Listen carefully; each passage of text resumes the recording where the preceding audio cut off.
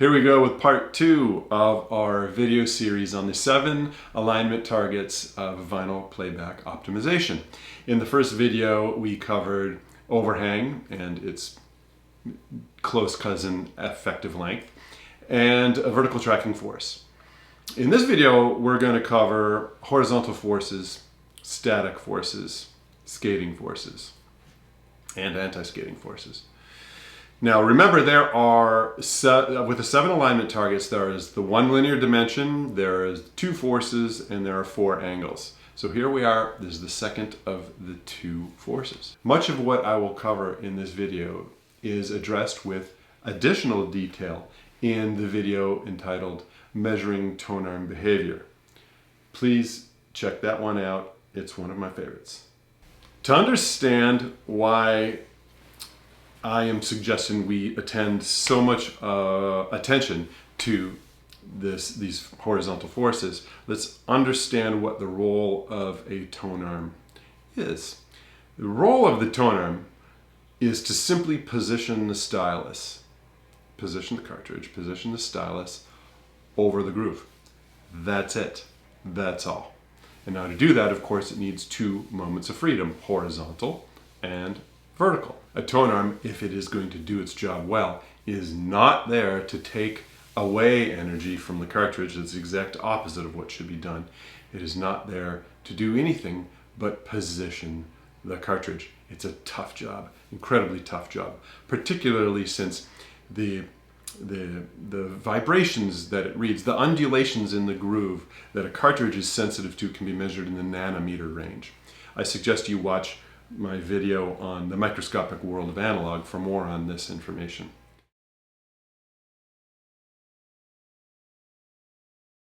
The first area I would like to focus on is the native horizontal torque forces within the tonearm that exist even with the anti-skating mechanism not set at all. These horizontal forces can exist even in linear bearing tonearms. I've seen it many times. In fact, I've frequently seen horizontal torque forces in an arm, a linear bearing tonearm, usually caused by the loop of wire. So the WallySkater is the instrument used to measure these horizontal forces. Now, why do we want to use the WallySkater to measure the native horizontal torque forces within the arm before we even align the cartridge?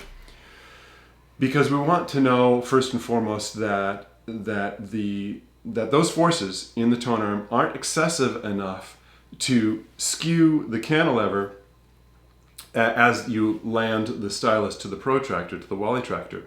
If those forces are strong enough, it will skew that cantilever visually for you. Of course, remember, the tonearm is pushing one way, the stylus is locked into position on the protractor. So as it comes down, what happens? It drops to the protractor and then the torque force pushes it this way. You're looking at it from the front, you think that you need to rotate the cartridge to get the cantilever back into alignment. That's not what you're seeing, it's a visual error. Visual error. What's happening here is there's a torque force pushing it that way. Now, often these forces can be alleviated. I do go into this issue in the video entitled Measuring Tonearm Behavior, so please take a look at that. Next, we want to make sure that the static friction of the tonearm is not so high that this is going to impede performance across the entirety of the record because the stylus is having to drag the tonearm along for the ride.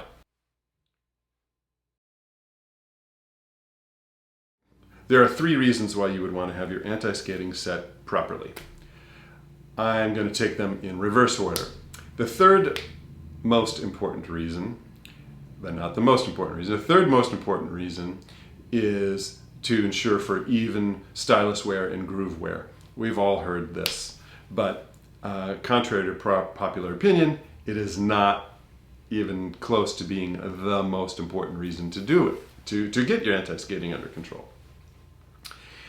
The second most important reason will be, well, if you don't have your anti-skating set at all, or if you've got it set too high, then the torque force on your cantilever is going to shift your stylus out of position in the groove. Your left channel portion of the stylus and the right channel contact edge of the stylus will not be reading the groove simultaneously. They will be shifted off in phase and time. I cover this issue in the zenith error video that will follow this one. The most important reason, in my opinion, to get your anti-skating dialed in just right is to ensure even compression on the coil damper. Now, what's a coil damper? A coil damper is an elastomer that usually sits behind the coil former as an elemental part of the cartridge motor. This damper is there for a number of reasons, but just to oversimplify for purposes of this video, it's there to keep the coil former symmetrically oriented in the magnetic flux field. It's there also to provide a reflex to put the cantilever, the whole cantilever system, back into its mean position. If you do not set anti-skating at all, or if you put too much anti-skating force on the stylus, which of course gets transferred through the cantilever, then through to the coil former, all of which are a single piece, will put an asymmetric compression on the coil damper. To what scale will this happen? Okay, consider this. Skating force is on average, and this has been studied very well over the decades, skating force is on average about 10% of your vertical tracking force. Yes, it varies a little bit depending upon the radius that you're playing on the record, and yes, it varies a little bit depending upon the amplitude in the record groove. But we know that variant range, and the 10% figure is actually a very good one to work from on the average tonearm. So if skating force is on average 10% of your VTF, and if your VTF is 2 grams, then it's by simple mathematics that you can see that the skating force on your stylus will be 0.2 grams. Now, that doesn't seem like a whole lot. If you consider the fact that there is actually a little bit more than a 6-to-1 lever arm function between the cantilever and the coil damper, that is because on average the cantilever is about 6 millimeters long, and on average the coil former from the center of it to the edge is about 1 millimeter long. Then for every 1 unit of force at the stylus end of the cantilever will result in 6 times that amount of force being levered over at the coil former.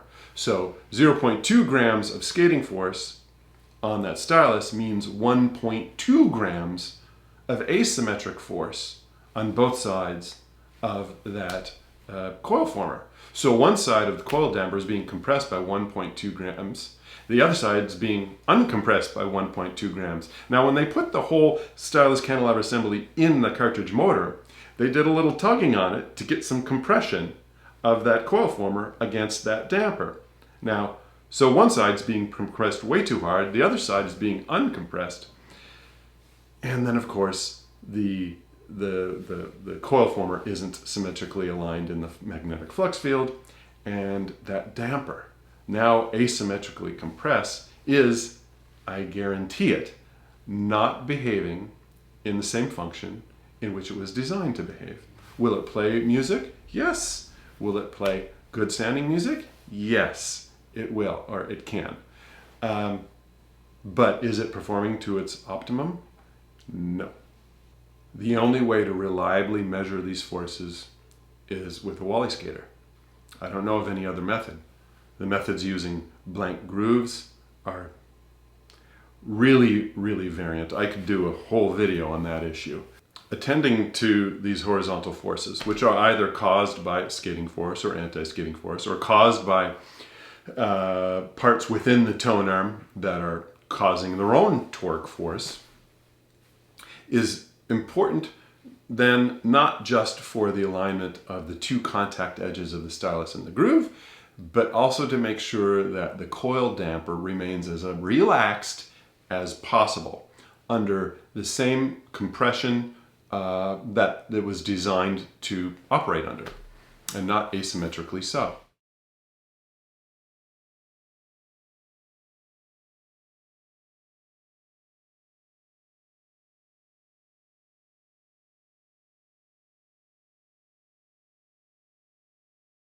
If you have a tone arm with an exposed loop of wire, I find that these arms tend to be at greater risk for having their own torque forces pushing against that cantilever one way or the other.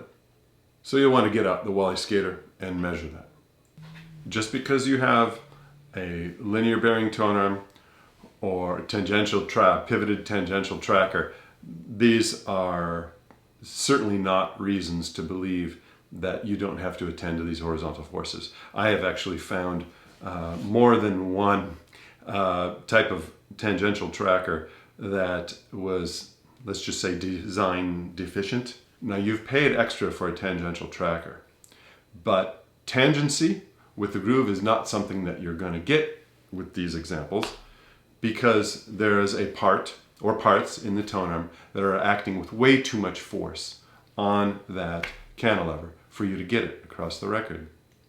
I'm not saying all of them have this problem. They don't.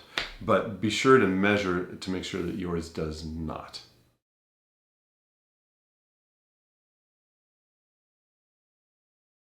There's a relationship between these horizontal forces and mistracking that I want to cover. So most audiophiles, when they hear mistracking, and it's often, usually in the higher frequencies that they're hearing it, the extra zzzt sound that is just sharp and harsh and very noticeable. The impulse is usually to raise tracking force. And I say no. I say there are 4 steps always that I take people through if they are saying that they are getting mistracking issues. The 4 steps: first, double check your VTF. Got to be in the middle of the range, preferably middle range of the manufacturer's recommended range, calibrated scale, and measured at the level of the record, just as we discussed in the video before this one. Secondly, wet clean your stylus. Not going to go into too much detail about this, but I can certainly say we see hundreds of cartridges here for analysis in the lab, and some people who do not use wet cleaning ever do have build up this usually semi-brown sticky stuff that builds up around their stylus. I don't know what it is, that when it's bad enough it can cause mistracking of its own. So every couple weeks, just give that a wet clean. Distilled water will do. Those first 2 issues of the 4, when I am contacted about mistracking issues, solve maybe 15%, 20% at the top of all of these problems. The remainder of the mistracking issues that I see, in my estimate, about 80% or more, has to do with the tone arm. I genuinely believe that in most cases that the mistracking is a tone arm related problem, and it's related either to out of control horizontal forces, not enough anti-skating, too much anti-skating, or high stiction, static friction. Either of these situations, out of control horizontal torque forces or static friction, is again going to skew that cantilever. It's going to asymmetrically compress that damper. It's going to mess up the alignment of the left and right contact points of the stylus in the groove. I should add that misalignment of the stylus in the groove does not make mistracking happen. It only makes it more likely. This was the subject of a study back in, I think it was 62, about how misalignment increases the likelihood of mistracking. So if you're getting mistracking, please be sure to get out the WallySkater, measure those horizontal forces and the static friction. Particularly if you're getting groove skipping, that is a definite sign that your tone arm is out of control. A lot of people live with this situation and aren't even aware of it. When you fix it, when you fix those horizontal torque related issues in the tone arm, the sound just opens up. It breathes easier. You can see deeper into the sound stage. It's just a more musical, liquid sensation. This video concludes our addressing the first 3 of the 7 alignment targets. And in the next video, we will start talking about the 4 angles that we need to attend to in order to get the most there is to get from the grooves. there it is. If you've got any questions, simply reach out to us, and be sure to enjoy analog forever.